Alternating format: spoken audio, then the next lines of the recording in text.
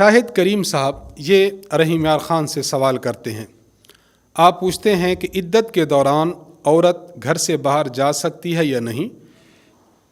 اس کے گھر کے قریب ہی ایک گھر ہے جس میں وہ کپڑے دھونے اور برتن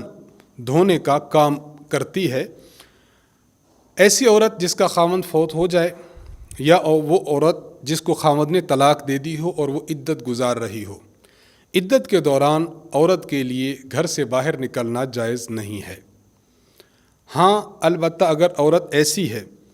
کہ جس کے خرچہ اور روزی روٹی کا بندوبست نہیں ہے اور وہ خود ہی اپنی مزدوری کر کے کام کاج گھروں میں کر کے اپنا خرچ پورا کرتی ہے، تو ایسی عورت کا حکم یہ ہے